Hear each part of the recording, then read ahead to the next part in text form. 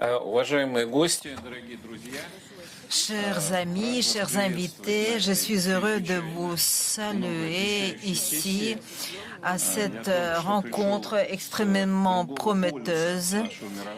Je viens tout à l'heure de notre pôle, de notre rencontre consacrée à la sécurité en Afrique, où on parlait de drones et de sécurité aussi très important, mais pas tellement inspirant. Mais ici, on peut faire un contrepoids.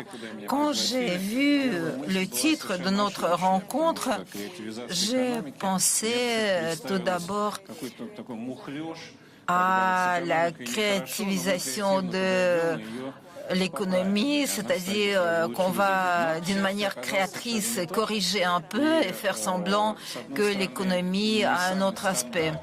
Mais on ne va pas parler de l'approche créatrice de la présentation de l'économie, mais dans le cadre de ce forum, la Russie et l'Afrique, on va parler plutôt dans les conditions où on se trouve, la nouvelle situation politique, la nouvelle situation économique, le tournant de la Russie vers le monde, ce n'est pas une idée abstraite, c'est une nécessité absolue, parce que une partie du monde veut nous tourner le dos, ce n'est qu'un élément de la nouvelle situation, mais aussi le monde change, non seulement et pas tellement sous l'impact des derniers événements, mais le monde devient complètement différent et pluriforme. Pendant longtemps, c'était une phrase qui ne signifiait pas grand-chose. Maintenant, on remarque de plus en plus que c'est tout à fait vrai, c'est la réalité qui nous entoure. Et que les monopoles d'autrefois, que ce soit économiques, politiques ou militaires, mais aussi informationnels et culturels, ne vont plus exister dans le domaine informationnel. La situation va être un peu plus stable que les autres situations, mais le monde devient beaucoup plus varié et ça va affecter le support culturel. Et ce support culturel va modifier aussi l'enveloppe politique. Et donc ce sujet des industries de création, de leur impact sur les relations la Russie et l'Afrique, c'est très important.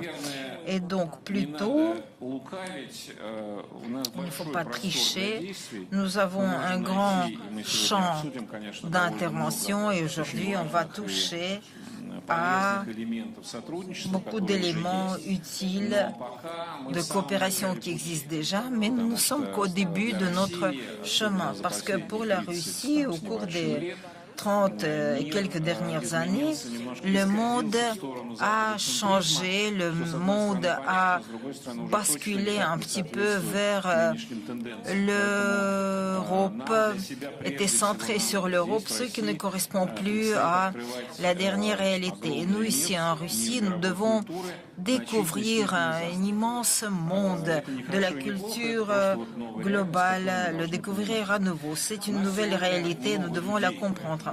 Aujourd'hui, nous avons beaucoup de participants et j'en appelle à tout le monde d'être laconique et plutôt on va poser des questions et continuer à discuter par la suite. Et nous avons également une large palette de sujets, mais par quoi on va commencer toujours? On va commencer, bonjour, par l'État et les directives nationales. Pour nous, c'est connu et c'est important en Afrique aussi. Voilà pourquoi je suis heureux de saluer Madame Nadejda Prepodobnaya, secrétaire d'État et vice-ministre de la Culture de la Fédération de Russie. Dites-nous, s'il vous plaît, ce qui en est dans notre pays. Merci beaucoup, Féodor. Merci, chers amis. Je suis heureuse de voir tous ceux qui ont pu se joindre à notre discussion d'aujourd'hui et il faut dire que je suis reconnaissante aux organisateurs d'avoir choisi ce sujet parce que déjà avec Madame Natalia Komarova, la gouverneure de Khanty-Mansi, on se retrouve à plusieurs rencontres internationales où ces sujets sont soulevés. La situation objective est telle que le développement de l'industrie de création est très active actuellement et nous le voyons, nous l'observons non seulement du point de vue de l'État qui entreprend des efforts. Nous avons essayé d'avoir une approche systémique de tout cela et je voudrais vous dire ce qui est fait sous la tutelle du ministère de la Culture en tant que responsable de ce domaine. Et je prévois aussi de parler de la coopération avec les pays européens. Je vais essayer d'être brève. Si on parle de ce qui a été fait d'après la direction des industries de création de la part de l'État, il faut signaler le projet fédéral de Russie. Nous avons lancé 35 écoles d'industrie de création. Nous allons continuer ce travail sur tous les territoires de la Russie. Le projet va durer jusqu'à 2030. Compte tenu de la stratégie qui a été validée, nous allons continuer. Nous avons déjà nos premiers diplômés, nous avons déjà nos premiers succès et déjà au Forum international économique de Saint-Pétersbourg, nous avons fait une réunion de meilleures pratiques. Nous n'avons pas pu réunir tous les meilleurs élèves. Il y a aussi des collaborations avec les partenaires, l'école supérieure d'économie, l'université universelle. On a des projets de développement, de trajectoires créatives de ces jeunes qui choisissent telle ou telle voie dans l'école de la création. Les directions sont très variées. Ce n'est pas toujours l'art avec un grand A, mais c'est souvent les domaines appliqués. L'industrie numérique, les arts appliqués, la technique, c'est important pour le développement de la personnalité de l'enfant et même si cela ne devient pas une profession, c'est un bon support pour le développement individuel et professionnel.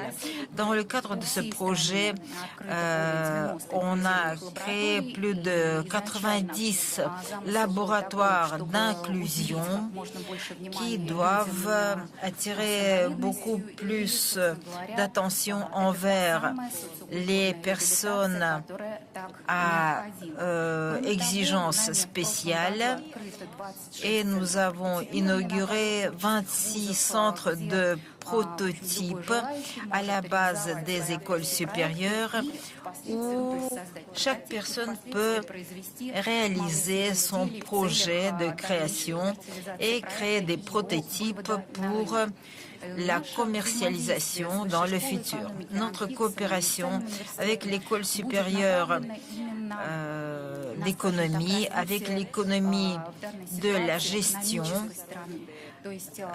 passe par l'économie. Nous comprenons très bien que l'art, c'est un domaine et les industries de création, c'est notre voie. Et nous qui sommes un régulateur de la part de l'État, nous considérons qu'il faut faire une grande attention aux deux directions. Ce n'est pas il y a très longtemps que nous nous occupons de ces deux domaines, mais nous avons déjà de bons résultats et nous avons surtout beaucoup de projets. Je voudrais dire qu'un rôle très actif est joué par les sujets de la Fédération de Russie et ce n'est pas par hasard qu'on a avec nous la gouverneure de district autonome de Khanty-Mansi, Yugri, Natalia Komarova, qui fait beaucoup de choses, qui est très active. L'Extrême-Orient aussi est très actif et avec les collègues, on va continuer d'aller de l'avant. la coopération avec les pays africains. Là, il faut signaler surtout les contacts très profonds dans le domaine de l'enseignement et la formation, parce que beaucoup de jeunes Africains font des études dans nos écoles supérieures. Nous avons les étudiants de 15 pays, l'Angola, l'Algérie, l'Angola-Bissau, Zambie, Cameroun, Congo, Mozambique, Namibie, Tunisie, Guinée équatoriale et République sud-africaine. Ce qui caractérise ce processus, c'est qu'ils font des études non seulement à Moscou, à Saint-Pétersbourg, mais aussi dans les autres écoles supérieures artistiques. Le champion, c'est l'Institut de culture de Tcheliabinsk, ensuite de Krasnodar. Donc surtout, il y a beaucoup d'étudiants angolais. Il y a tout un orchestre qui est formé chez nous. Les jeunes sont venus ensemble, ils font des études ensemble et ils vont revenir d'une façon complètement soudée. Ils vont continuer leur travail artistique. Il y a une grande percée effectuée par l'Institut de culture de Moscou au cours de ces dernières années. Il y a une citoyenne de Tchad qui a défendu une thèse. Elle est ici, dans cette salle. Elle est bachelière et elle est la première qui a obtenu dans son pays une thèse de doctorat de culturologie. Stella, merci beaucoup d'avoir choisi la Russie et notre école artistique et on va élargir notre coopération dans tous les domaines. Je voudrais parler également du projet d'enseignement de création qui s'appelle l'école pratique internationale qui est réalisée à la base de plusieurs écoles supérieures. Il s'agit de l'école de théâtre Guitis dont le représentant, le recteur est avec vous et plusieurs d'autres écoles.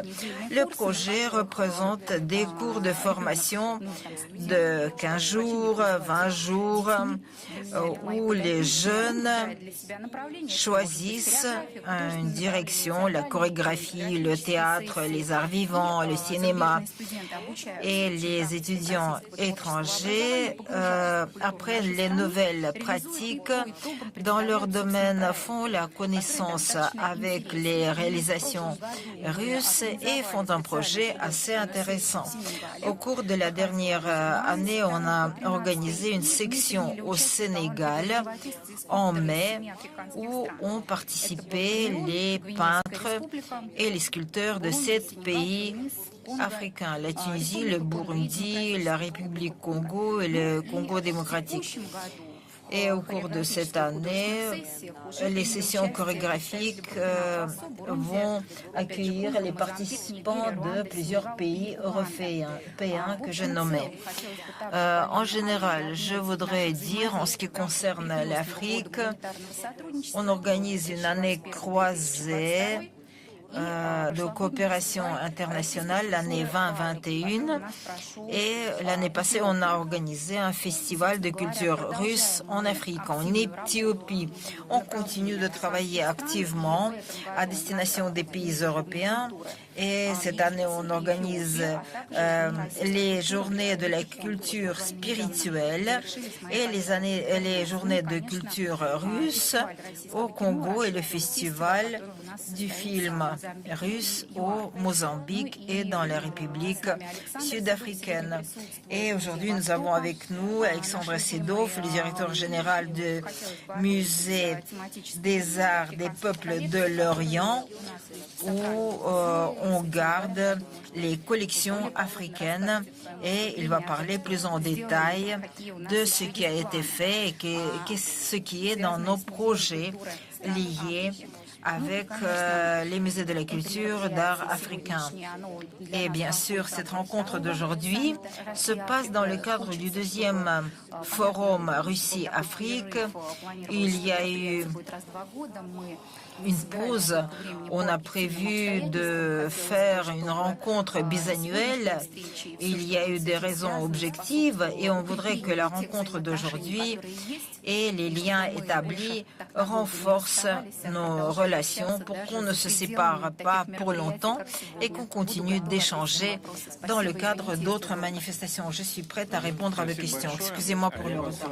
Nous vous remercions beaucoup et je vais vous poser une question directe. Vous avez mentionné plusieurs manifestations qui se déroulent en Afrique, y compris le cinéma. Quand est-ce qu'on aura le festival du cinéma africain? Quand verrons-nous une grande exposition des arts africains? J'invite quelqu'un de visiter le musée de Manège parce que j'ai déjà reçu quelques impressions de la part de ceux qui ont déjà visité. Il y a plus de 300 œuvres qui sont présentées. Si quelqu'un d'entre vous ne quitte pas la ville, eh bien, je vous invite à visiter le musée de Manège. En plus, comme j'ai déjà dit, c'est monsieur du musée des peuples de l'Orient. Quant au cinéma, dans notre centre de cinéma, nous aurons une journée de cinéma africain avec la projection des films africains. Tout cela figure dans nos plans et nos projets. Je vous remercie d'avoir posé cette question. Puisque nous avons dans cette salle la première représentante de l'histoire de culture de la République de Tchad, nous vous invitons à intervenir.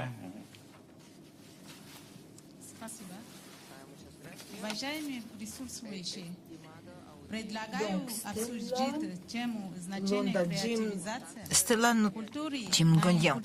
Chers participants, je vous propose de discuter la formation des spécialistes africains en Russie. Maintenant, nous voyons une activité de migration des personnes qui cherchent du travail, qui cherchent un lieu plus confortable d'habitation, qui cherchent à fuir les régimes politiques instables, la pauvreté économique et les autres menaces. Parmi les migrants africains, il y a de plus en plus de personnes et la culture a un rôle très important qui permet d'acculturer les personnes. La Fédération de Russie occupe une position très active par rapport aux citoyens africains, ceux qui s'installent en Russie pour avoir une formation de qualité et vivre mieux.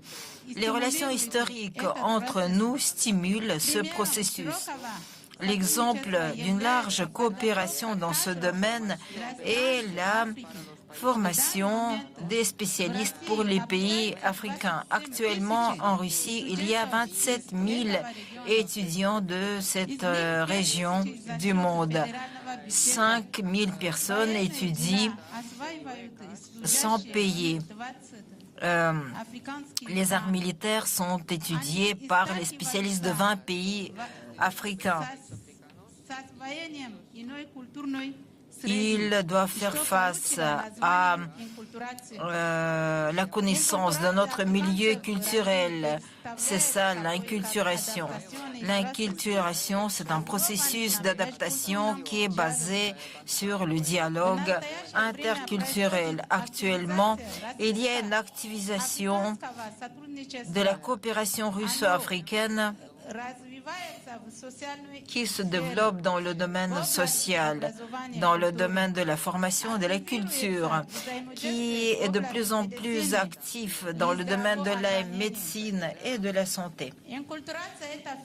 L'inculturation, c'est un phénomène du processus culturel qui est présent dans la vie de chaque personne. La créativisation de la culture, c'est une nouvelle source de la croissance économique et devient une destination prioritaire pour les gouvernements de plusieurs pays. Bien sûr, la Russie, et je rappelle pour l'exemple que en 2021 était proclamée une année internationale de l'économie créative et du développement durable.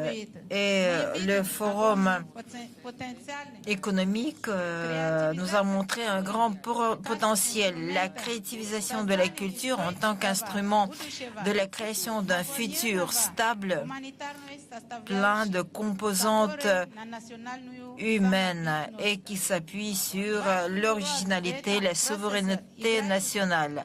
Un rôle très important dans ce domaine est joué par les maisons russes, maisons de Russie. Sur le continent européen, c'est là que se passe la première connaissance, le premier contact avec la culture russe, le début de l'apprentissage de la langue. La langue russe, c'est la base de l'inculturation et il est très important d'élargir les possibilités de l'étude du russe au cours des cycles de formation continue. Moi, je suis citoyenne de la République de Tchad qui a reçu un diplôme complet d'études supérieures à Moscou, à l'Université de culture de Moscou. Et je suis heureuse de constater l'élargissement des liens culturels entre la Russie et l'Afrique. Nous attendons avec impatience les institutions culturelles russes. Nous attendons les tournées, les expositions, la présentation des écoles supérieures russes en tant que foyer, y compris de culture et d'inculturation. Merci de votre attention. Je suis prête à répondre à vos questions en français, s'il vous plaît. Merci beaucoup.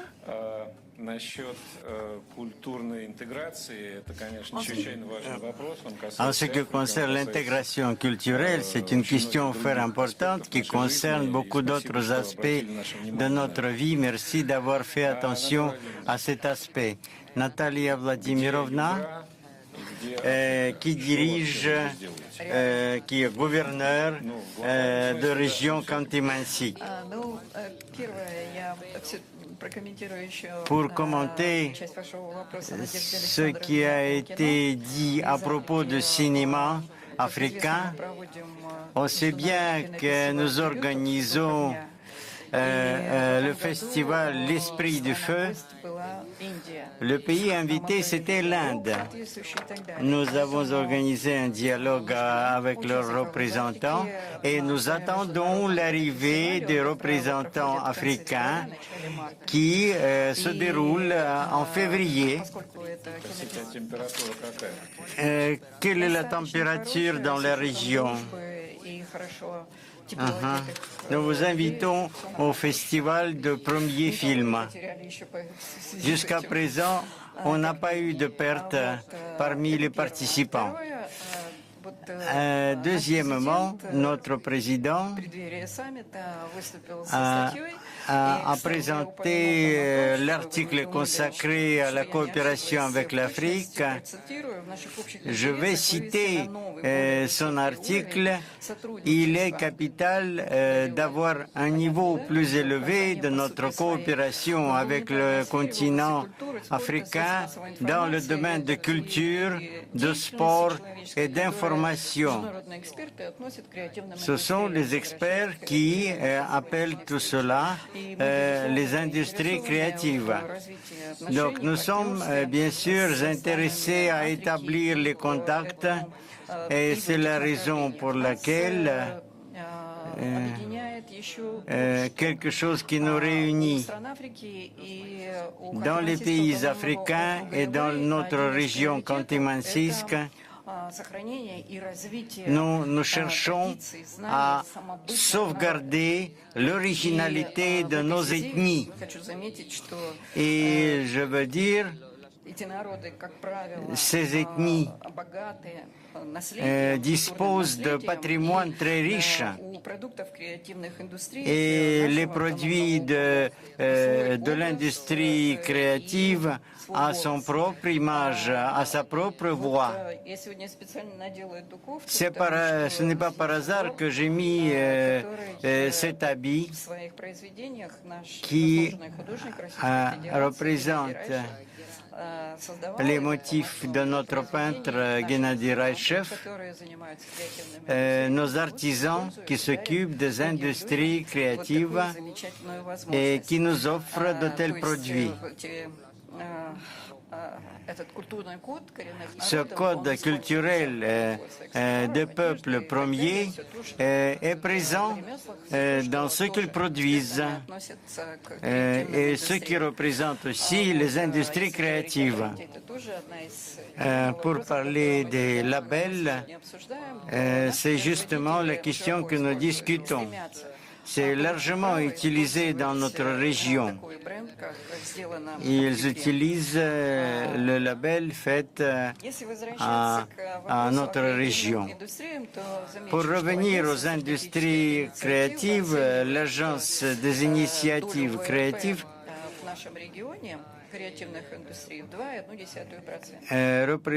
disent que ces industries constituent 2% de l'ensemble de production.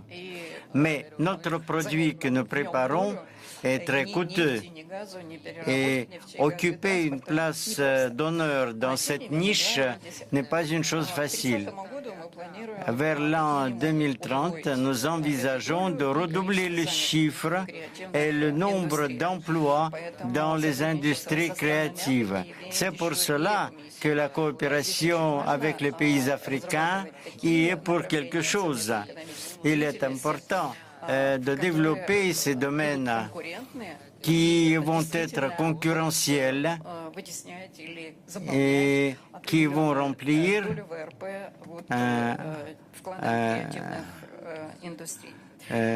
dans notre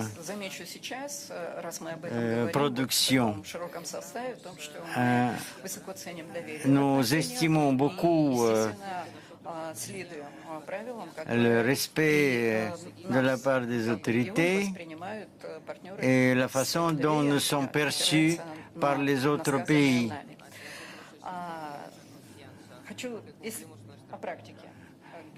Sur les applications pratiques, je vais rappeler un projet dont il a été question dans le rapport de Nadezhda. L'un de nos partenaires qui a formé la plateforme éducationnelle avec la République démocratique du Congo qui utilise cette plateforme. Notre projet est consacré au peuple nomade, a suscité un intérêt certain. Il est possible de faire part des questions d'éducation en ligne, ce qui est très demandé dans les pays qui disposent de larges territoires peu accessibles vu leur logistique difficile. Voici l'une des questions d'application de ces industries créatives qui donnent de nouvelles possibilités pour améliorer la qualité de vie. En conclusion de mon propos, il ne faut pas oublier puisque nous parlons des industries créatives,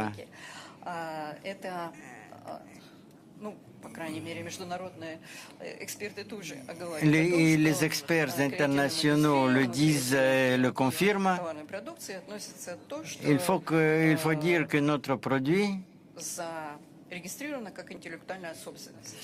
nos produits sont enregistrés comme objets de propriété intellectuelle.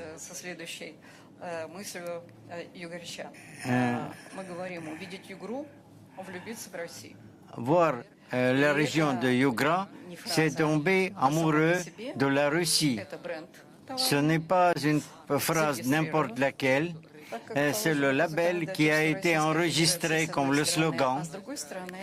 Et de notre côté, c'est notre attitude vis-à-vis de tous ceux qui viennent en amis et qui s'attendent à coopérer avec nous. Soyez les bienvenus dans la région de Yugra, Khanty-Mansiysk. Nous vous attendons. Merci de votre attention. Merci beaucoup. C'est tout à fait remarquable parce que justement les campements où il y a les nomades, où il y a la population nomade, ça doit être très intéressant d'essayer d'acculturer ces zones. Et donc maintenant, on s'adresse à Monsieur Sedov qui dirige le musée d'État des arts des peuples de l'Orient. Quand verra-t-on une grande exposition d'art africain à Moscou et à Saint-Pétersbourg? Je pense que ce sera pour bientôt. Et je suis très heureux d'entendre de la bouche de Madame la vice-ministre qui parle d'un musée bien aimé des peuples de l'Orient. Et c'est extrêmement précieux. Voilà, c'est le musée que je représente et chaque fois que mes collègues me posent la question, mes collègues étrangers aussi, qu'est-ce que tu montes dans ton musée? Qu'est-ce que c'est que les peuples de l'Orient? Et je réponds, tout ce qui n'est pas Occident est Orient. Donc, dans les collections de notre musée, il y a du tout. Tout ce qui ne concerne pas l'art ouest européen et américain, tout se retrouve dans notre musée. Nous avons les collections, mais il y en a aussi ailleurs, aussi dans le musée russe d'ethnographie, il y a aussi les collections de Tekian, il y a les collections d'Inca, les collections américaines. Et donc, il se trouve que après un grand nombre d'expositions qui étaient venues en Russie dans les années 60-70, qui est amené par les pays africains qui se sont libérés du joug du colonialisme. Et il y avait donc une grande tradition de ces expositions, de présenter ces expositions dans le pays du socialisme triomphant, des expositions qui venaient de ces nouveaux États. Et donc plusieurs choses, plusieurs pièces d'exposition qui étaient présentées dans le cadre de ces expositions étaient ensuite restées comme dons dans nos musées. Donc nous avons des collections d'art historique et d'art contemporain. Et les liens de la Russie et de l'Afrique peuvent être suivis, peuvent être trouvés à partir du XVe siècle. Nos grands collectionneurs de la fin du XIXe, du début du XIXe siècle s'intéressaient beaucoup à l'art africain.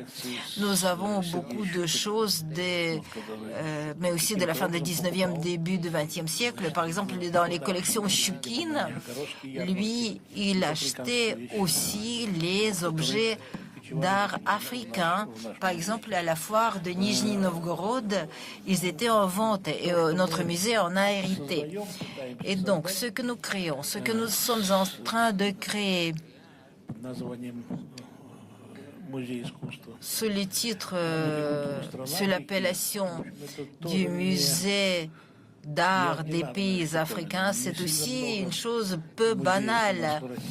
Il y a très peu de musées en Russie qui sont créés d'après l'indication directe du président de la Russie. Donc, lui aussi aime votre musée. Je ne suis pas sûre, mais je l'espère.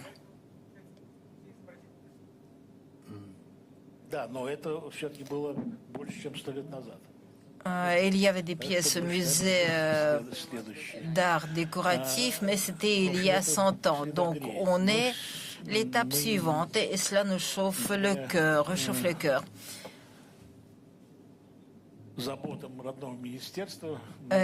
Grâce au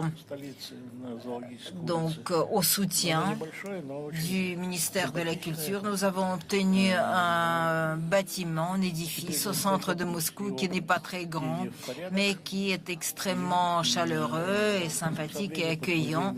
Il s'agit maintenant de le transformer pour en faire un musée. Nous espérons qu'on le fasse d'ici 2025. Si la chance est avec nous, la grande idée, ce n'est pas seulement un musée, mais un centre social et culturel, et un centre de formation aussi, qui va réunir les expositions permanentes, mais aussi un espace pour les événements culturels, éducatifs, sociaux et politiques. Il y aura plusieurs salles avec l'exposition permanente qui va refléter les relations entre la Russie, l'Union soviétique et les pays africains, mais aussi les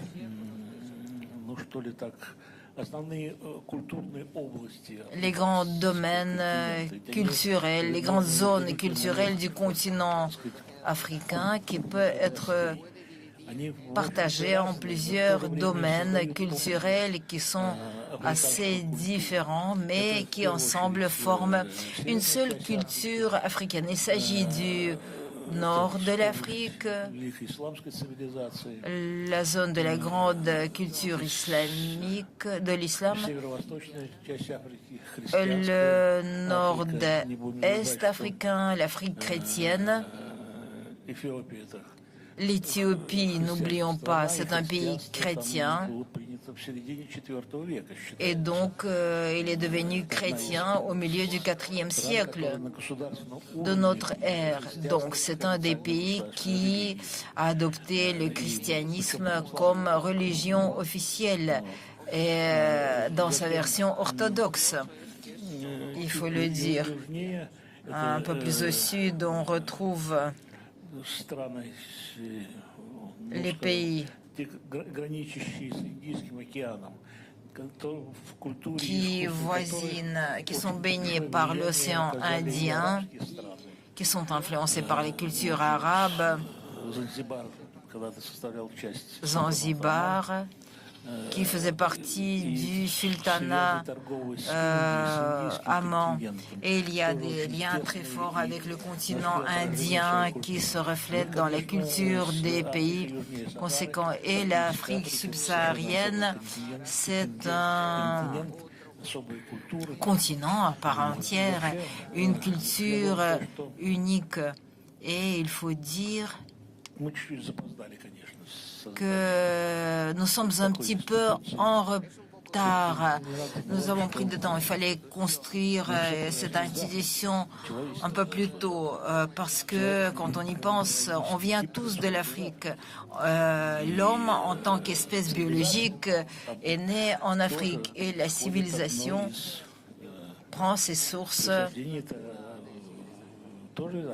en Afrique. La grande civilisation égyptienne, l'Égypte, n'oublions pas, c'est l'Afrique quand même.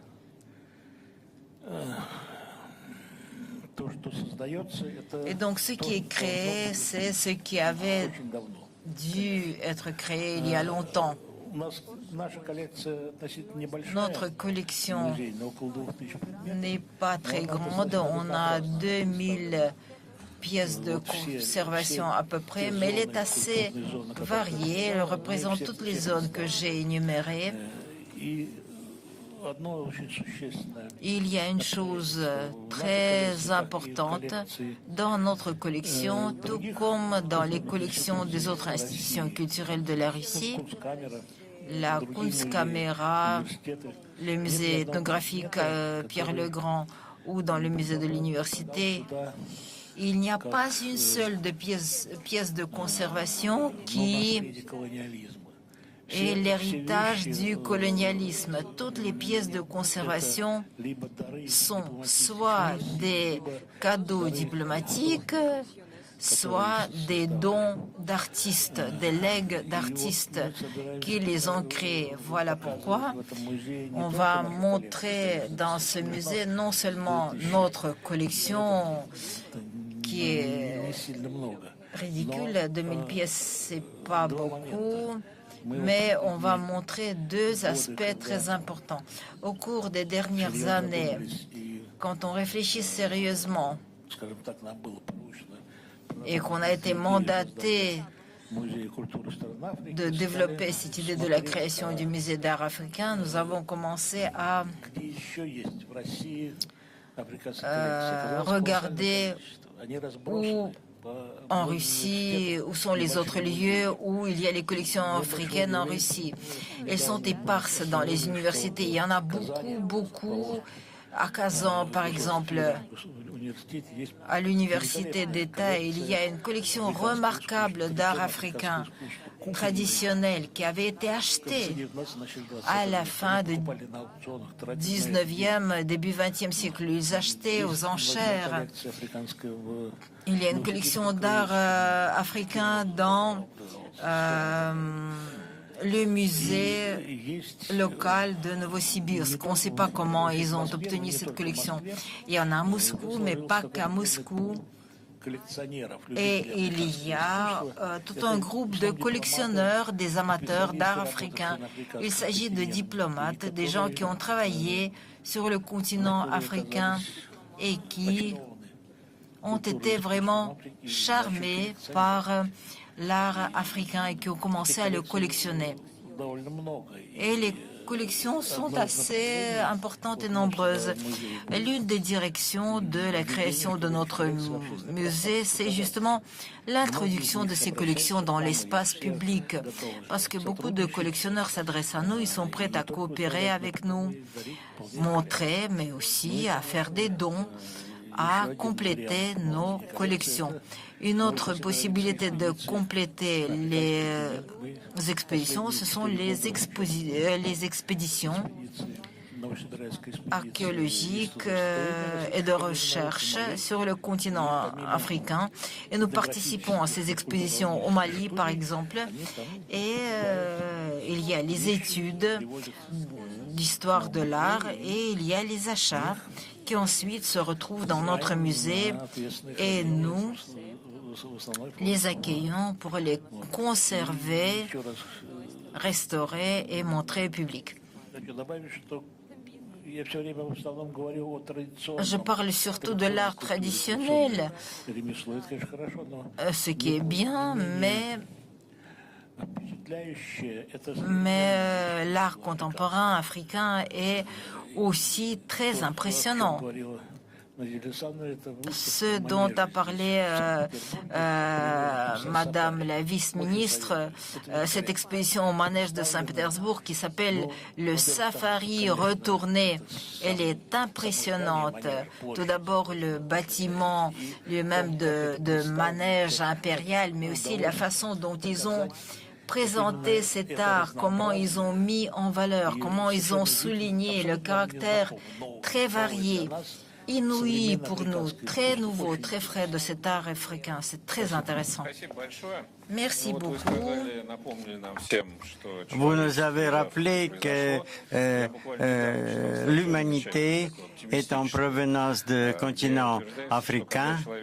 Dans l'article que j'ai lu il y a quelque temps,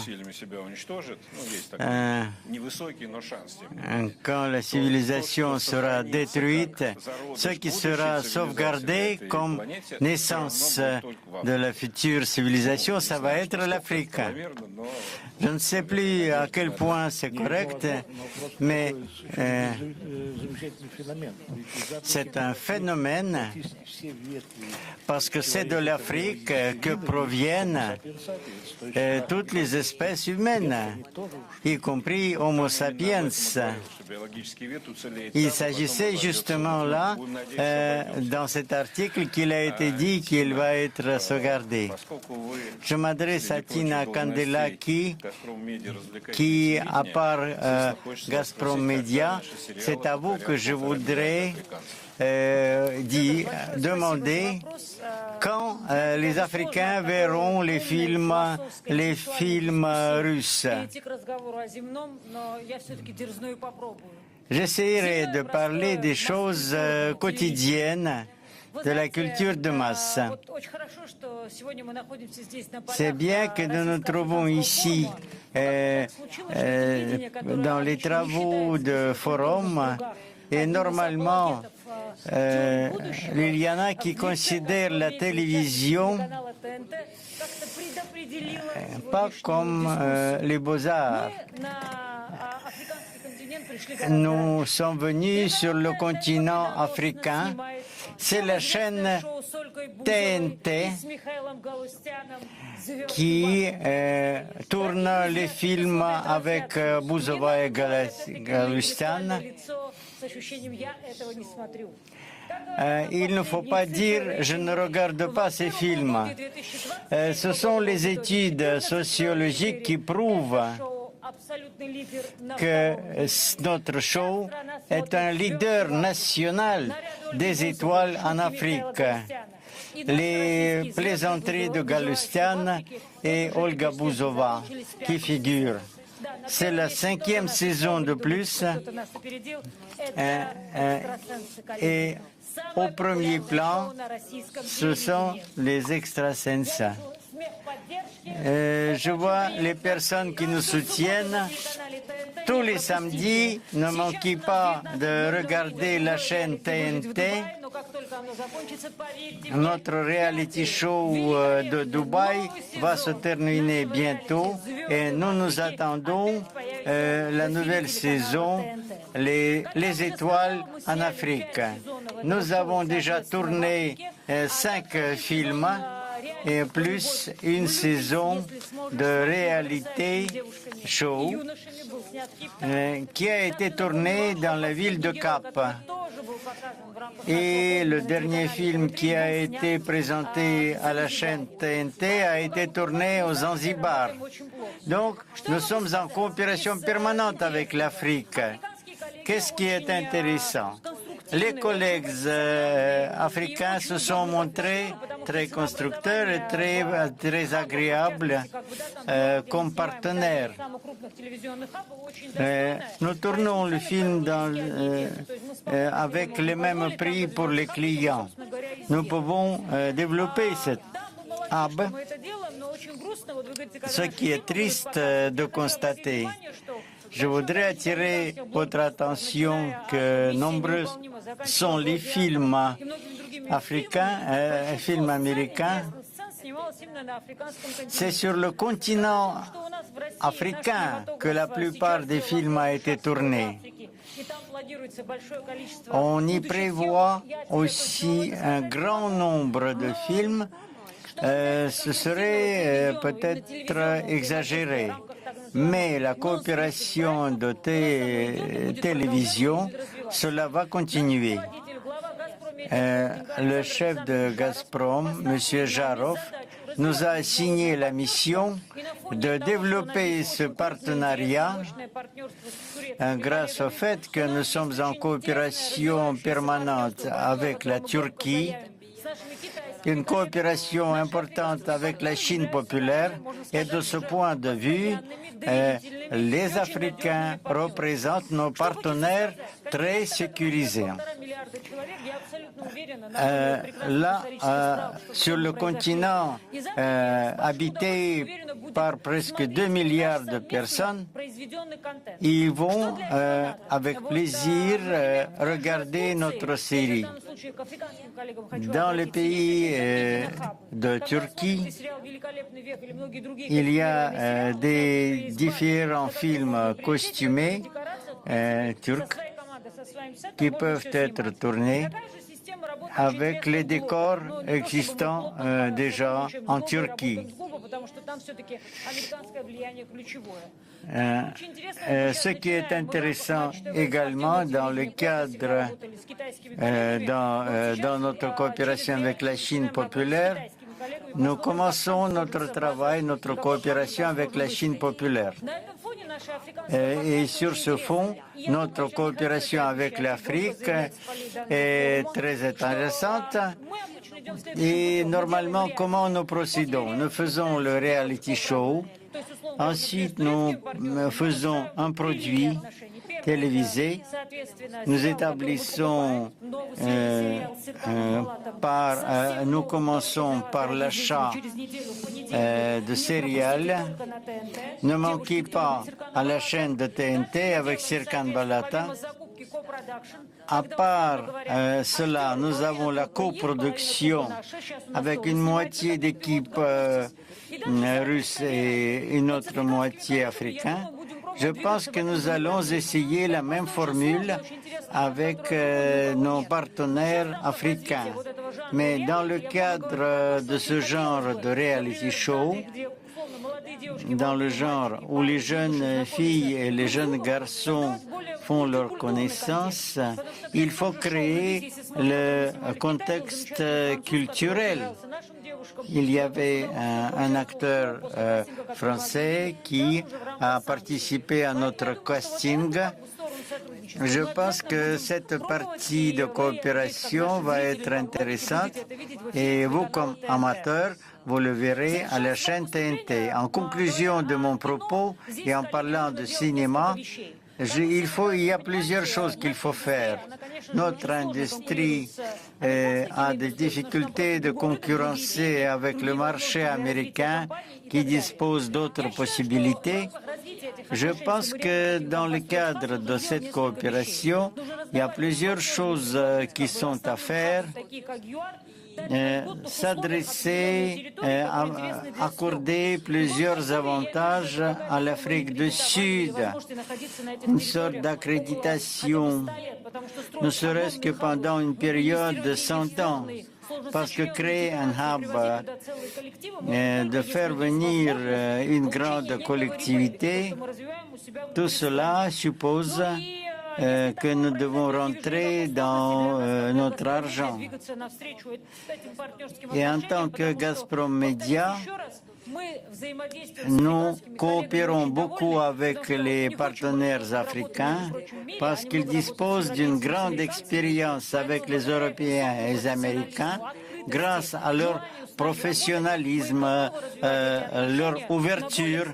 Nous sommes prêts à organiser une coopération beaucoup plus étroite en cherchant bien de bons partenaires, une formule télévisée comme notre groupe qui représente vraiment un des leaders. Je vous remercie de votre attention.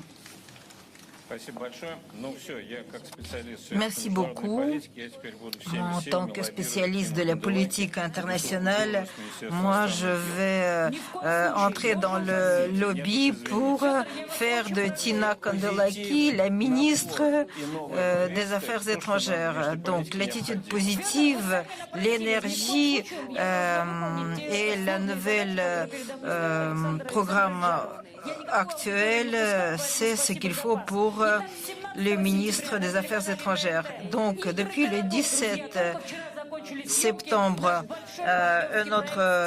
une autre série avec la compagnie amique Les Jeux des Villes. Et dans cette saison, vous pourrez voir aussi la nouvelle saison des étoiles en Afrique, le show de Pavlova et beaucoup de choses. Et je reste à ma place, Monsieur Lukianov. Merci. Mais vraiment, c'est très énergique, c'est très frais. Donc, il y a beaucoup de choses que vous réunissez, que vous regroupez, mais la coopération avec l'Afrique a aussi cette dimension. Est-ce que je peux demander, non pas pour moi, mais l'actrice Bouzova et Galoustian, qui vivent un mois en Afrique et qui sont de vraies stars et qui viennent avec leur famille et qui m'ont demandé est-ce qu'on peut en faire des messagers culturels de la Russie en Afrique, parce que ces gens, dans leurs réseaux sociaux, ils ont des millions followers et grâce à eux, on sait tous les endroits pittoresques ou appétissants de l'Afrique, en Afrique du Sud. Pourquoi on ne ferait pas de cette belle femme notre messagère culturelle. Donc le représentant du gouvernement, oui, mais le tourisme ne fait plus partie de la culture, mais je vais en parler avec mon collègue du ministère de la Culture. Bien sûr, il y a beaucoup de choses logiques dans vos paroles, Madame Kandelaki, et j'en parlerai, et c'est assez raisonnable. Et si on peut marier Bouzova en Afrique, ça va être une belle coopération fructueuse. Mais il y a toujours l'article du proxénétisme dans le code pénal. Non, mais elle est belle, majeure, elle veut faire des amis, il n'y a pas de crime. Notre intervenant suivant, c'est Hippolyte Fofak, l'expert économiste responsable de la Banque d'export et d'import africain, Afrexim Bank. Mais ce poste n'est pas du tout ennuyeux. Donc, vous voulez que je vous mente? C'est vrai, je vous remercie. J'aimerais bien. Mais j'aimerais d'abord remercier les autorités de la Fédération Russie d'avoir organisé une telle rencontre au Forum russo-africain. C'est agréable de se trouver parmi les ambassadeurs culturels et qui s'occupent de la promotion de culture russe en Afrique. C'est une amitié véritable, peut-être même un amour. Là où deux personnes d'abord se respectent, tout cela peut être d'une valeur indéniable. C'est un vrai partenariat. La culture pour nous, comme il a été dit à propos des musées, cela a plusieurs axes, plusieurs aspects. Comment le réunir à ce que représente notre passé? Après une grande pause, après l'intervention de la culture européenne, c'est capital de continuer cet aspect, d'établir et d'élargir nos rapports. Cela concerne aussi des choses fondamentales qui ont rapport à des questions économiques. En quelque sorte, c'est la culture de survie. C'est un moyen de l'intégration. C'est quelque chose qui pourrait être appelé convergence culturelle. Nous écoutons la musique nigérienne au Mozambique, en Afrique du Sud, au Sénégal. en comprenant que nous écoutons les Nigériens. C'est la convergence, la coopération entre les différentes tendances dans la culture. But culture is also to us a very important aspect of economic development. I think De la même façon, c'est aussi un aspect très important de développement économique.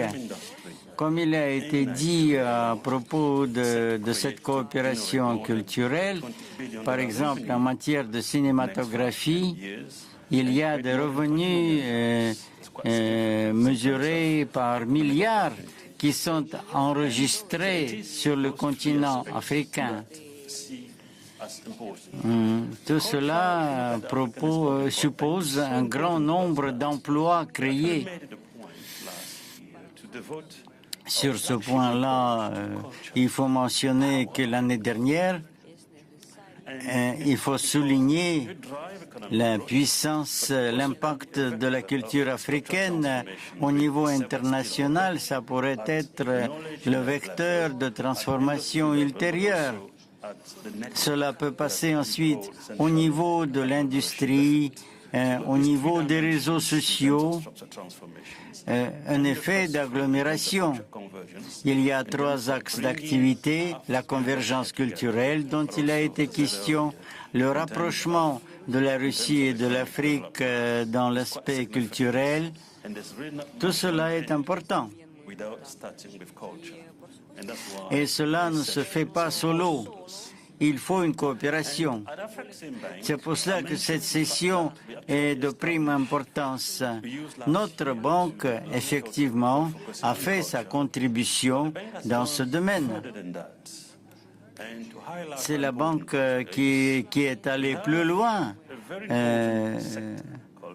À part le bilan à faire dans le domaine culturel, à part ce secteur très important dans la culture, nous comprenons bien qu'il existe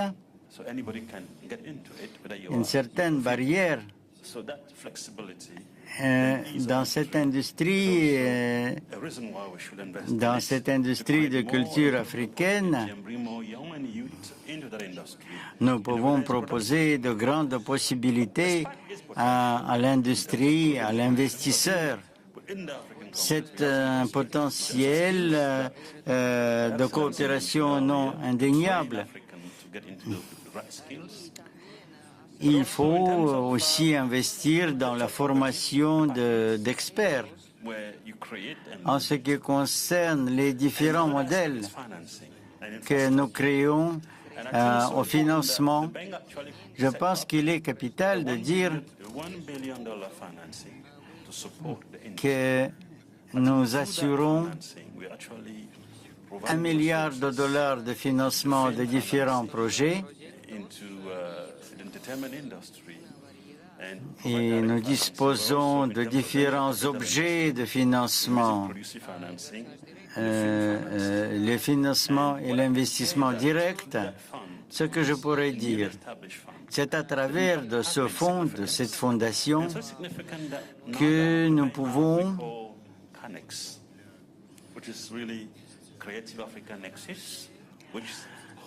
constater que le programme Connex crée un certain axe grâce auquel nous pouvons profiter de cette fondation tous les ans. Connex joue un rôle indéniable au Caire, où nous avons organisé un certain nombre de manifestations de la création de Connex. Nous avons organisé une foire panafricaine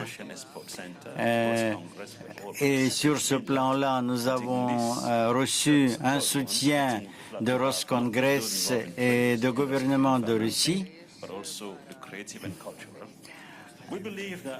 À propos, le financement de commerce a été aussi mentionné.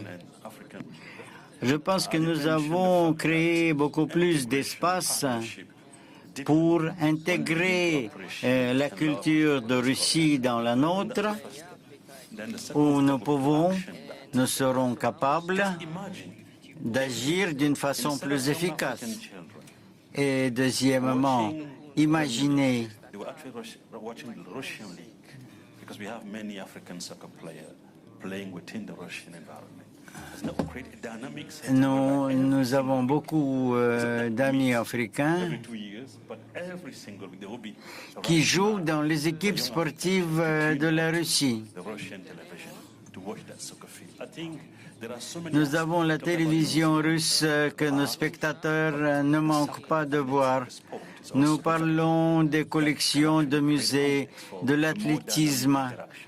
Tout cela crée un certain contexte Thank you very much. pour le développement plus efficace dans ce domaine. Спасибо большое. Ну, по поводу последней идеи, она очень интересная, чтобы вместо En ce qui concerne votre dernière idée, elle est assez intéressante, mais par exemple, si on proposait de regarder au lieu de la première ligue de football, le football russe, j'ai quelques doutes, mais on va se porter vers les arts de la scène. Et donc là, on va parler de Grigory Zaslavsky, recteur de l'Institut de théâtre. Je l'ai vu une seule fois au théâtre, et au théâtre, c'était un four. Mais pour l'admirer, il faut peut-être le voir sur le petit écran. Et pendant que je me préparais à cette discussion, lorsqu'on propose tel ou tel produit culturel, par exemple, dans mon côté, c'est l'enseignement dans le domaine du théâtre, il faut tenir compte des pays à qui on propose. Aujourd'hui, nous nous sommes tournés vers l'Afrique. Nous voyons les attachés culturels de ces pays et on comprend qu'il y a des pays où il y a le théâtre, où il y a les traditions théâtrales et où il y a les autres arts, la musique nationale par exemple, qui est plus développée. Et donc, pour moi, c'était une découverte qu'au Nigeria, il y a un développement de théâtre d'un très bon niveau. Il y a plusieurs écoles de théâtre et nous allons accueillir le directeur d'une des académies de théâtre chez nous. Et en décembre, on aura le représentant d'une autre école théâtrale. Et donc, si votre banque pourrait financer l'une de nos écoles de notre académie de théâtre au Nigeria, ce serait génial.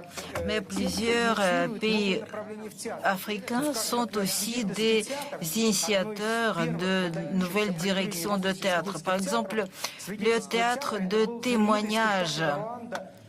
Et c'était le spectacle rwandais de 1994, où ceux qui étaient témoins de la grande tragédie au Rwanda sont venus ensuite à plusieurs festivals de théâtre pour parler de leur expérience tragique. Et c'était en même temps la découverte des pages de l'histoire tragique africaine, non pas des épisodes terribles de l'époque coloniale avant les années 1950, mais de l'histoire récente dont nous étions les contemporains. Et la mode contemporaine du théâtre documentaire, du théâtre de témoignage a commencé par ce spectacle qui a découvert pour plusieurs les possibilités de ce théâtre documentaire. Nous, en tant qu'Académie de théâtre Gitis, nous sommes prêts à proposer ce dont on est les spécialistes. L'une des formes qu'on propose, c'est l'école de Gitis à l'étranger et nous avons une expérience de travail en Asie centrale où nous sommes venus non pas maintenant, après l'opération spéciale, mais longtemps avant. Et nous avons une expérience des écoles de Gitis en Bulgarie et en France. Et aujourd'hui, nous regardons d'autres pays. Nous avons un partenariat assez intéressant avec la Turquie. Et là, nous comptons également proposer une sorte de coopération au Maroc euros qu'à la République sud-africaine dans le cadre de BRICS. Et aujourd'hui, nous avons déjà des étudiants, mais nous devons apprendre auprès de Gazprom Media de Tina Kondeling. Et il faudrait mentionner le chef, comme a dit Kandelaki. Nous, on devrait remercier les ministres de la Culture. Et quand on veut du succès, on va voir la chaîne TNT qui est vraiment une chaîne victorieuse. Et l'année dernière, quand on a fêté le 400e anniversaire de la naissance de Molière, on a eu un concours des pièces de comédie et on compte publier le recueil cette année. Parmi ce qu'on propose à nos partenaires, y compris les partenaires africains, depuis 3 ans, on organise un projet de cofinancement des premières mises en scène de nos diplômés. Et là, on a des très bonnes réalisations. Il y a plus de 20 de premières dans différents théâtres de Russie, dans les théâtres russes, dans les théâtres à l'étranger, dans les écoles de théâtre.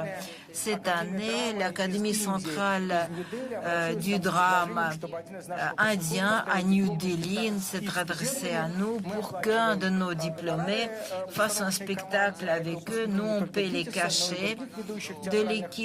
Il s'agit de diplômés de Guitis, mais aussi de l'école de Mkhat et de l'école de composition musicale.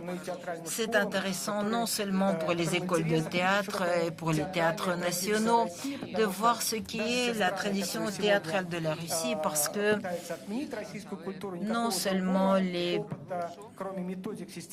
pays qui veulent s'éloigner de la culture russe n'ont pas d'autre expérience dramatique que le système Stanislavski. Donc c'est très bien que notre discussion a une composante appliquée. Donc on apprend les uns aux autres comment proposer les projets. Donc on reste dans le domaine théâtral et donc on passe à Monsieur Ousmane Barou Dionné. Je ne suis pas spécialiste, mais d'après notre ambiance générale, je ne me rappelle pas ce que j'ai entendu sur le théâtre africain. Peut-être c'est moi qui ne suis vraiment pas spécialiste, mais il faut élargir le domaine de notre coopération. Voilà, merci beaucoup, Monsieur Fedor. C'est un plaisir de participer à ce panel. Je dois remercier un de vos compatriotes, Anna, qui est en train de développer des initiatives dans le cadre de la coopération entre la Russie et le Sénégal. Vous remercie en tout cas des échanges. Je dois en tout cas dire d'abord dans un premier temps qu'il faudrait, dans cette théorie de coopération et de partenariat, être beaucoup plus efficace et pragmatique. Et dans ce cadre-là, je voudrais dire à Madame Nathalie que le Sénégal est candidat pour le festival de cinéma qu'elle organise au mois de février. Pourquoi? Parce que simplement, il y a beaucoup d'initiatives qui sont en train d'être développées dans ce sous-secteur. Le président de la République du Sénégal, M. Macky Sall, a développé des initiatives dans ce sens. Nous avons créé au Sénégal un fonds qui s'appelle le FOPICA, le Fonds de promotion des industries cinématographiques, qui a financé beaucoup de films, un fonds doté de 2 milliards de francs CFA. Je pense que peut-être vous avez entendu le film de Nathalie Diop, Atlantique, qui a remporté le grand prix du Festival de Cannes, donc qui a été financé par le FOPICA. Il y a beaucoup de films aujourd'hui en Afrique qui rayonnent, qui se positionnent et qui permettent de promouvoir la culture africaine, mais qui sont accompagnés par des initiatives de nos États. Ça, c'est très important. L'autre élément, c'est la création de notre fonds, donc à l'initiative de l'État du Sénégal. C'est ce qu'on appelle le Fonds de développement des cultures urbaines. Et récemment, le chef de l'État a associé à ce fonds-là les industries culturelles et créatives, doté déjà d'un fonds de 1 milliard pour booster ce sous-secteur-là. Parce qu'au-delà effectivement du fait que la culture est un puissant levier de diplomatie, donc de soft power, la culture également est un moyen de contribution économique. Si je prends l'exemple de la musique en Afrique de l'Ouest, la musique, qui est un sous-secteur de la culture, est le troisième contributeur de l'économie nationale. Aujourd'hui, on parle de pratiquement plus de 19 milliards de ventes dans le secteur de la musique. Et c'est important. Aujourd'hui, l'Afrique compte plus de 1,3 milliard d'habitants, avec des cultures diverses, riches et variées. Je crois que c'est important que ce que nous sommes en train de vivre avec cette ouverture vers la Russie se développe davantage et s'intensifie. Parce que nous y trouvons tous notre compte. Le Théâtre national du Sénégal que je dirige a été créé en 1965, a accueilli le premier festival mondial des arts nègres par le premier paysan poète Léopold Sédar Senghor, qui est écrivain littéraire connu de partout, pour avoir défendu donc la culture, parce que pour lui, la culture est au début et à la fin de tout développement. Donc, véritablement négliger sous ce secteur-là, ne pas investir, ne pas en faire une industrie culturelle, c'est pratiquement méconnaître la richesse qui se trouve dans ce secteur. C'est pourquoi de plus en plus, nous développons des initiatives dans ce sens-là. Le Théâtre national que je dirige, qui constitue le premier théâtre en Afrique, qui a été créé en 1965, a fait pratiquement le tour du monde. Nous avons accueilli d'ailleurs le ballet Béjar de la Russie. Aujourd'hui, nous avons une troupe russe de danse classique qui se produit actuellement au Sénégal. Et nous sommes en train de vouloir développer davantage cet échange entre la Russie et le Sénégal, que je connais bien, mais je sais que ça peut aller au-delà, parce que Dakar, c'est la porte d'entrée de l'Afrique, étant le pays le plus avancé de l'océan Atlantique, un pays très stable, très démocratique, pour peut-être ne pas tirer la couverture sur nous, mais ça aussi, il faut le connaître, et qui est opportun pour les investissements. Et aujourd'hui, je pense que le contexte mondial nous exige de renforcer la coopération avec l'Afrique. Parce que non seulement il y a un potentiel important, mais comme disait ma collègue tout à l'heure, il y a des opportunités d'avoir des retours sur investissement. Que ce soit au niveau du théâtre, que ce soit au niveau du cinéma, au niveau de la musique.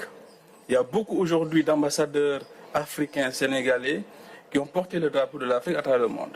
Je peux citer le cas de Youssou N'Dour, je peux citer le cas de Baaba Maal, je peux citer aussi les ambassadeurs du Congo, surtout du RDC, Kofi Alidei, donc beaucoup d'autres exemples.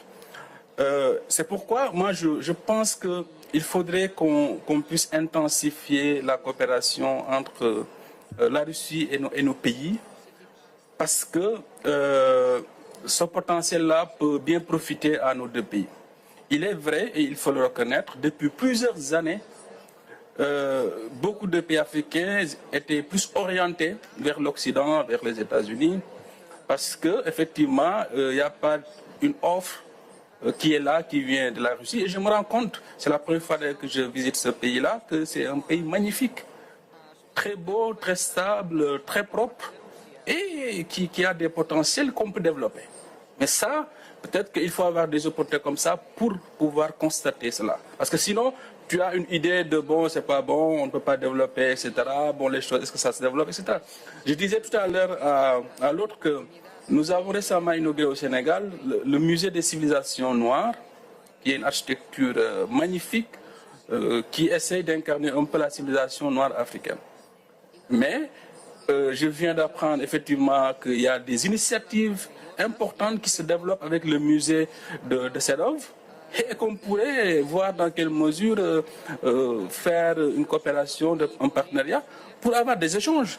Que les gens se déplacent régulièrement venir à Dakar et en Afrique de l'Ouest et que régulièrement aussi qu'on puisse venir en Russie pour véritablement partager nos différentes cultures. Et ça, c'est important parce que si on ne le fait pas, c'est nous qui perdons, c'est un potentiel qui nous passe sous le nez. Et malheureusement, ce n'est pas très bien développé. Donc dans le secteur du théâtre, à l'image de ce qui se fait dans beaucoup de pays, nous avons une école supérieure qui s'appelle l'École nationale des arts et des métiers de la culture, qui forme les professionnels du théâtre. Aujourd'hui, tous les comédiens qui sont chez moi, nous les recrutons donc à travers cette école-là. Donc après le bac, ils se forment 3 ans après au conservatoire et ils postulent pour... Mais au-delà du théâtre national, qui est un démembrement de l'État, qui est le public, il y a beaucoup d'écoles de théâtre dans le privé qui forment des milliers de jeunes, mais souvent qui manquent d'accompagnement. C'est pourquoi l'État du Sénégal a mis en place un fonds d'aide aux artistes qui est doté d'à peu près d'1 milliard pour accompagner ces initiatives privées. C'est pourquoi aujourd'hui nous avons beaucoup de retours positifs dans le domaine du théâtre, dans le domaine du cinéma et dans le domaine de la musique. Récemment, nous avons participé à un festival avec la troupe dramatique du Théâtre national du Sénégal au Congo, donc d'un festival où nous avons présenté le Zoulou de Tchikaya Outamsi, en hommage aussi à cet écrivain qui a été prix Nobel de littérature, etc. Donc, en tout cas, c'est vous dire qu'il y a beaucoup de possibilités. Ce qui est important, c'est d'être pragmatique, efficace, les connaître et de pouvoir les saisir. En Afrique, il y a beaucoup de potentiel, encore une fois, il y a beaucoup de possibilités. Et je remarque qu'en Russie également, il y en a plein. Et malheureusement, peut-être qu'on n'a pas pu découvrir très tôt. C'est pourquoi peut-être je suis d'accord avec M. Sedov quand il dirait qu'on était en retard. Donc saisissons cette opportunité pour l'intérêt du continent et de l'entrée de la Russie. Et ça, je pense que c'est un plaidoyer que je voudrais vous adresser et vous remercier pour, en tout cas, cette excellente initiative qui s'inscrit dans la logique de renforcer et d'intensifier la coopération entre nos deux peuples. Merci beaucoup.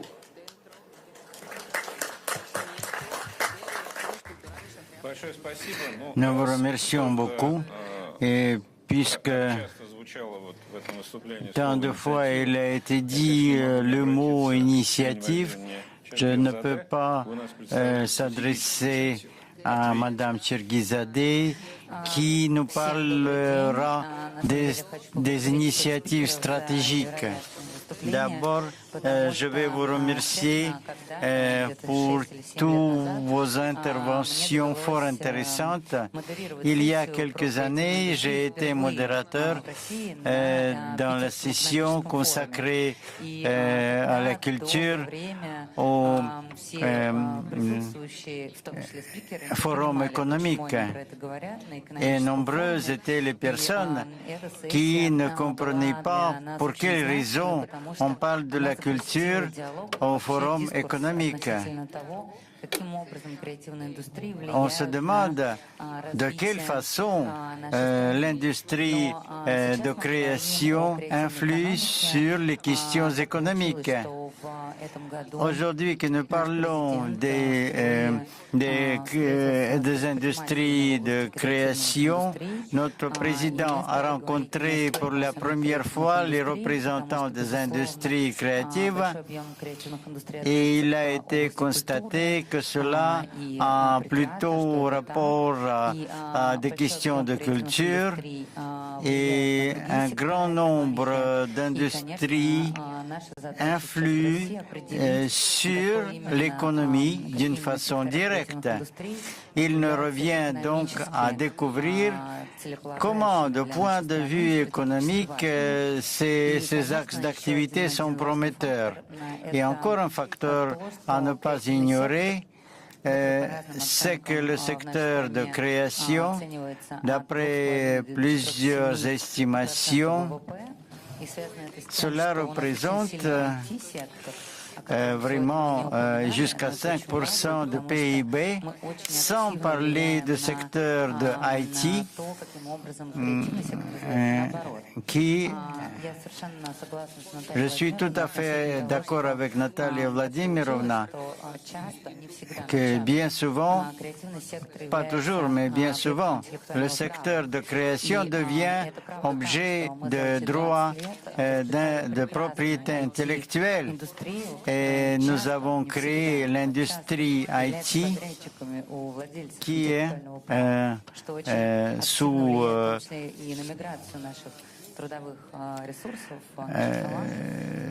soumis à nos ressources.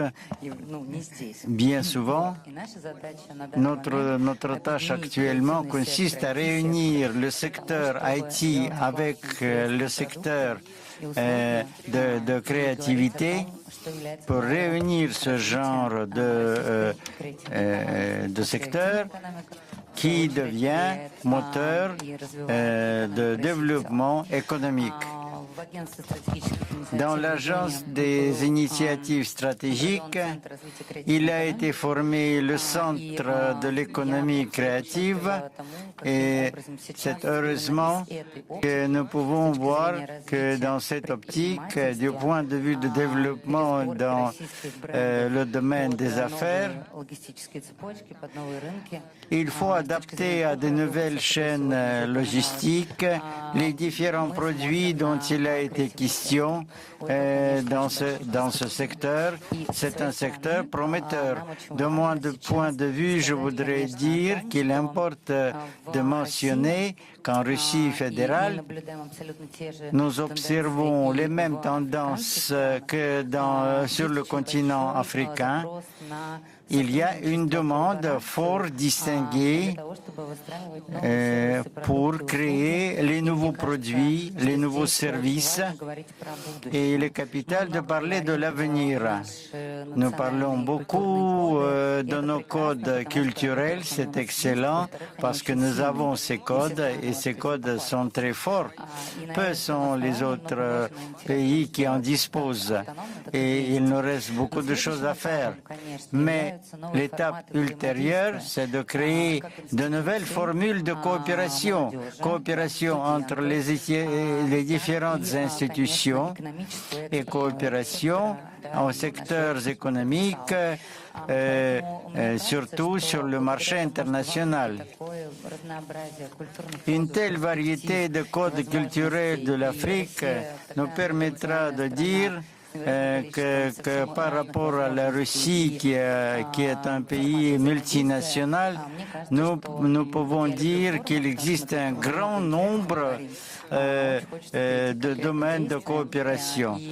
De ce point de vue, j'estime beaucoup les forums et il est temps d'organiser la coopération avec l'université de Yakoutie,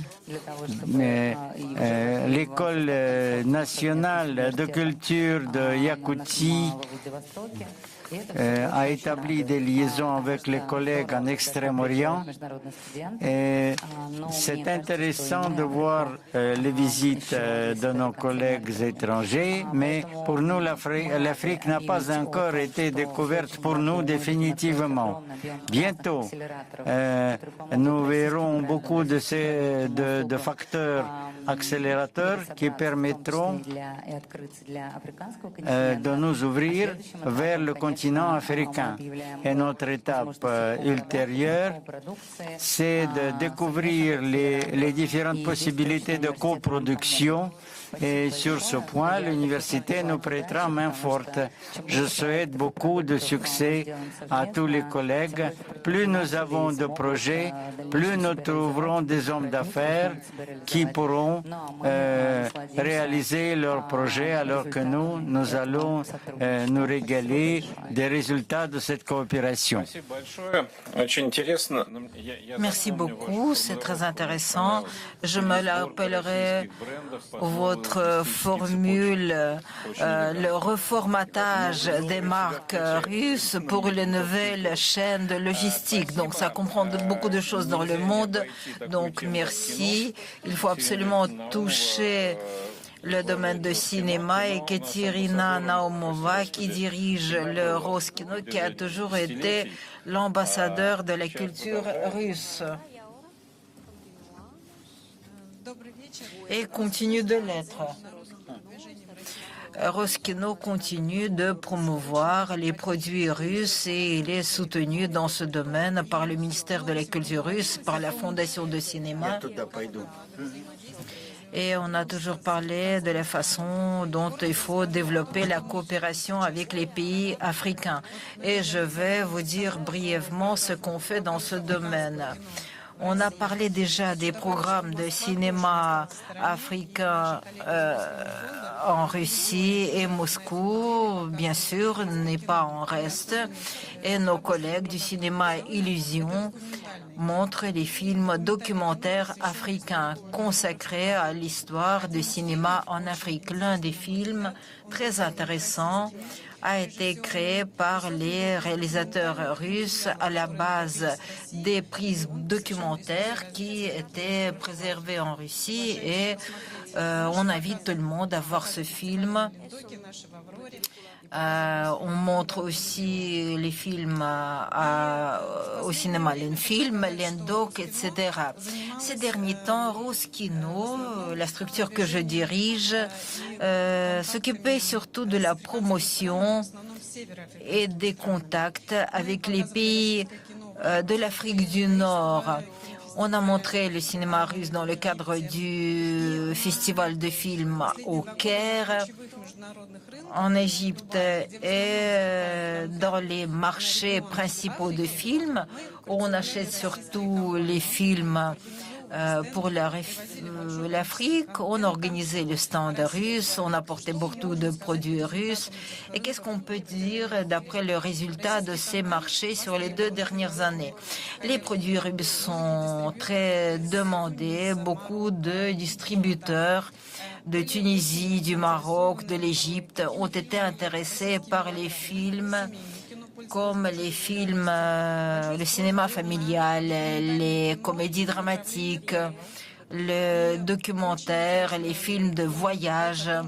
Et c'était très intéressant de voir comment augmente la demande des films documentaires et biographiques. Donc, les genres de cinéma tout à fait différents sont très prisés. Et bien sûr, les films d'animation. Parce que la population en Afrique est très jeune, il y a beaucoup d'enfants. Et le potentiel de cinéma d'animation russe est très prisé. Et maintenant, on commence à travailler avec la région sud-africaine. Et jusqu'à la fin de cette année, on prévoit de montrer les films russes en œuvre à la promotion de nos films en République sud-africaine. Et j'ai vu aujourd'hui les représentants du ministère de la Culture du Sénégal. Et donc, on essaie de les placer là-bas. Et toutes ces initiatives vont faire de la sorte que notre production va être reconnue et demandée sur le continent africain. Et le public va influencer, activer toutes les relations d'affaires. Cette coopération mutuelle est impossible sans la connaissance mutuelle. Voilà pourquoi il est très important de connaître la culture des régions où on s'avance et en tenir compte lors de la production de la culture. Et avec le soutien du ministère de la Culture, depuis 2 ans, on réalise le programme l'Académie de Rose Culture. On anime les séminaires pour les spécialistes de cinéma où les experts parlent de la culture, de la consommation médiatique dans différentes régions. C'est important de le prendre en considération lors de la distribution, de la production. Et il y aura un séminaire à l'ENDOC consacré à la coopération et la coproduction avec le Sénégal, la Kenya et la République sud-africaine le 28 juillet à l'ENDOC. Merci. Et l'animation, c'est pas seulement Macha et Mishka. Non, nous avons un large éventail. Nos personnages sont reconnus et aimés et nos produits d'animation sont très appréciés par les partenaires dans le monde entier parce qu'il y a une composante éducative éducative, nos films d'animation sont intelligents, ils apprennent des choses importantes aux enfants et c'est leur grande valeur. Ils ont un avenir dans le monde. Donc, merci beaucoup. Madame Yulia Kupina, donc je vous dis au revoir parce que je dois revenir à mon bureau à Moscou. Bon succès à tout le monde, de nouvelles conquêtes. Donc Yulia Kupina, le Musée national d'ethnographie. Donc est-ce que vous avez aussi des œuvres africaines? L'Afrique en Russie se retrouve partout, non seulement dans les musées. La péninsule la plus à l'ouest s'appelle la péninsule Africa parce qu'il y avait un croiseur de la flotte impériale russe, le croiseur Africa, qui a quitté le port de Kronstadt et qui a fait le tour du monde en 1883.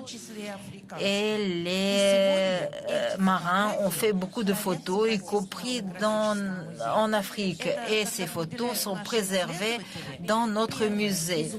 C'est la première histoire photographique du continent africain. Et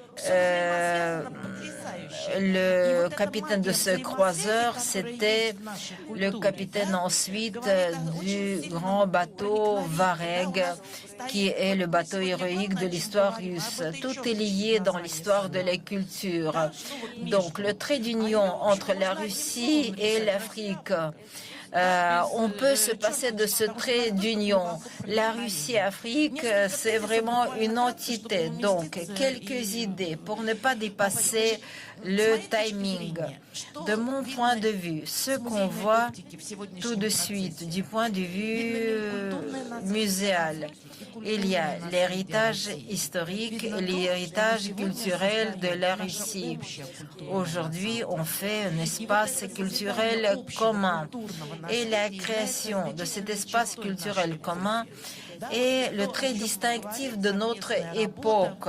Le travail commun, les projets communs, concrètement, une proposition de la part des collaborateurs de notre musée. Quand on a pensé à ce qu'on pouvait proposer pour l'Afrique, il est tout à fait facile sur le matériel, les éléments de notre musée. On peut faire un projet consacré à Pouchkine, qui est un descendant des Africains, parce que toute l'histoire commence à être compréhensible. En Afrique, il y a tant de portraits de Pouchkine. Notre musée s'occupe aussi de la formation. Et on est prêt à mixer les jeunes Russes et les jeunes Africains pour qu'ils apprennent des choses, pour qu'il y ait une formation continue et les résidences au sein de notre musée. Qu'est-ce qu'il y a comme problème? On n'a presque pas d'experts certifiés de la culture africaine. Comment on peut les former? Où on peut les former? Il faut le faire avec, en ayant recours aux compétences de nos collègues européens pour former les spécialistes russes.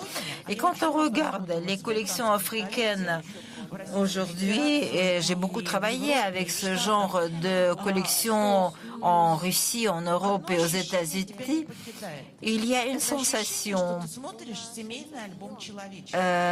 On a l'impression de regarder l'album des photos de famille de l'humanité. Pourquoi on a besoin de l'art africain? C'est bien de se ressentir une seule famille, et quand les photos de nos parents complètent nos souvenirs d'enfance. Et on va terminer par la musique, et donc la parole est à Olga Olga Komova, la directrice de la Capella d'État, parce que la musique est liée à tout. Une grande part de la culture européenne est occupée par la musique. Maintenant, en Russie, on connaît assez mal la musique africaine. Elle n'est pas assez interprétée. Il y a quelques années, en préparant justement l'année croisée, on a créé un abonnement de concerts, une série de concerts ethnosphères. On a commencé par la Russie et un des concerts les plus hauts en couleur, les plus attrayants, les plus médiatisés, c'était les mélodies africaines. Et on était étonnés de voir un grand nombre de mélodies africaines qui se retrouvent dans la culture classique russe, non seulement dans les projets de show, de projets commerciaux. Il est très important que la Capella de Saint-Pétersbourg a créé le projet Ethnosphère. Nous avons commencé à écouter la musique européenne. C'était un grand projet de promotion et on a continué. Et en pleine pandémie, on voulait faire quelque chose de très voyant, très joyeux. Nous avons réuni les compositeurs à la Capella et nous avons réuni aussi les artistes peintres et nous avons réuni avec les artistes qui dessinent le domaine arctique et nous avons créé une exposition entre le chaud et le froid, entre l'Afrique et l'Arctique. Et c'était un projet tout à fait inhabituel, accompagné de musique qui nous a réchauffés au milieu de la pandémie. Et ce projet continue actuellement et les artistes que nous avons accueillis en ce moment, ils sont presque tous présents ici à Rose Congrès et vous pouvez les voir au foyer. Chers collègues, nous pouvons être très utiles les uns aux autres. Aujourd'hui, les pays africains sont en train de créer leurs orchestres symphoniques. La Russie possède de remarquables ensembles symphoniques, mais nous pouvons être utiles non seulement par les tournées. Il y a les festivals d'opéra en Tunisie, par exemple, au Caire, il y a un beau festival de musique, mais nous pouvons accueillir aussi les orchestres avec leur énergie toute particulière. La Capella est une très belle salle qui a des liens avec les orchestres de tout le monde et nous organisons des institutions musicales. Nous invitons les musiciens à participer dans notre orchestre, une sorte d'atelier, cette institution à la base de la Capella, et donc nous sommes prêts à être utiles. Et ces derniers temps, nous parlons de l'industrie de création, de développement des marques et des tendances. L'économie de la création est impossible sans le développement des produits et des marques culturelles. Et le Centre de l'industrie créative, créé à la base de la Capella, présente des collaborations en réunissant la musique et les arômes, la musique et le goût. Peut présenter maintenant les régions et les pays d'une façon entière à la base de la Capella. Nous invitons, chers pays africains, pour présenter l'espace de 2 jours, par exemple, pour que la Capella vive comme une ville africaine, y compris dans les cours de la Capella, avec la musique, avec la cuisine, avec l'exposition de l'art africain. mais aussi la culture de la mode africaine. J'admirais aussi aujourd'hui la façon dont s'habillent les femmes européennes, cette façon haute en couleurs, riche, joyeuse. C'est ce qu'on pense, c'est comme ça qu'on imagine l'Afrique, quelque chose de joyeux et de puissant. Tout comme la Russie, notre synergie est inévitable. Merci. Je voudrais juste compléter par rapport à la musique contemporaine. Aujourd'hui à Berlin, dans les musiques électroniques,